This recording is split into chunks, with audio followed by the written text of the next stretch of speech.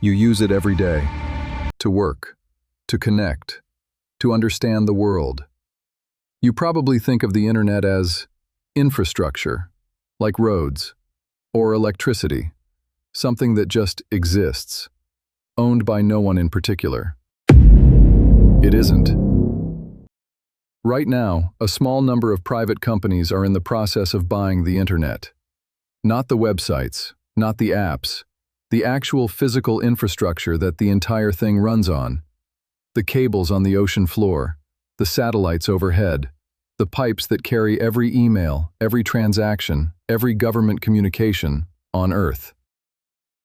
And the race to control it has already begun. Here's something most people don't know. 95% of all international internet traffic, everything crossing oceans, travels through underwater cables. Not satellites, not wireless signals. Cables, buried on the floor of the ocean. Some of them thinner than a garden hose. For decades, those cables were owned by telecom companies. Neutral infrastructure, shared access. Then big tech arrived. In 2012, Google, Meta, Amazon, and Microsoft owned about 10% of the world's transcontinental submarine cable networks. By 2025, according to the Wall Street Journal, that number had climbed to 70%. 70% in 13 years. Google is now described as the world's largest owner and investor in submarine cable networks. Meta has announced Project Waterworth, a 50,000-kilometer fiber optic cable that would stretch farther than the circumference of the Earth, linking the US, India, South Africa, and Brazil. It will be the longest submarine cable in history, owned entirely by a single Silicon Valley company. And between 2025 and 2027, investment in new undersea cable projects is expected to reach $13 billion, almost twice what was spent in the previous 3 years. According to Telegeography, the telecommunications data firm that tracks this infrastructure, the big tech share of that spending is dominant. The reason? AI. Training the models that power the tools you use every day requires moving unimaginable volumes of data between continents. The cables are the arteries, and the companies building the AI are buying the arteries. Oxford professor Vili Ledenvirta put it plainly. These companies are no longer just dominant in digital platforms and services. They are now vertically integrating the physical underpinnings of the digital world. Control the pipes, control the data, control what's possible. But the ocean floor is only half the story. Look up. In low Earth orbit, a different kind of land grab is happening, and it moves at 17,000 miles per hour. Starlink, owned by SpaceX, owned by Elon Musk, has reshaped what satellite internet even means. By mid-2025, Starlink held 72% of the satellite internet market, according to S&P Global Market Intelligence. 9 million subscribers, revenue of $11.8 billion in 2025 alone. More than 8,000 satellites in orbit, and approval to launch up to 42,000. To put that in context, Starlink operates 60% of all active satellites currently in orbit. One company. 60% of everything in the sky. Other players are entering the race. Amazon's Project Kuiper launched its first 27 satellites in April 2025.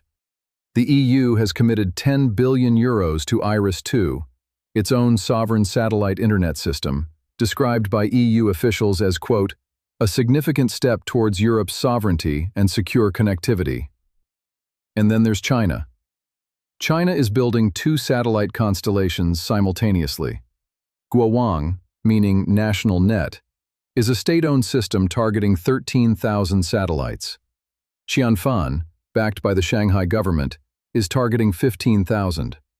Combined, a planned constellation of 28,000 satellites, almost matching Starlink's full ambition. By November 2025, Guowang had exceeded 100 satellites in orbit. The cadence is accelerating. And China has already integrated its satellite trials with 5G and 6G terrestrial networks, what Beijing calls its Skynet initiative. Space-based internet is no longer about connecting rural communities. It's about who controls the signal that reaches every corner of the planet. Here's where it gets complicated. Starlink currently operates in more than 140 countries, but in China, Russia, Iran, and North Korea, it is banned. Completely. Firmly. With enforcement.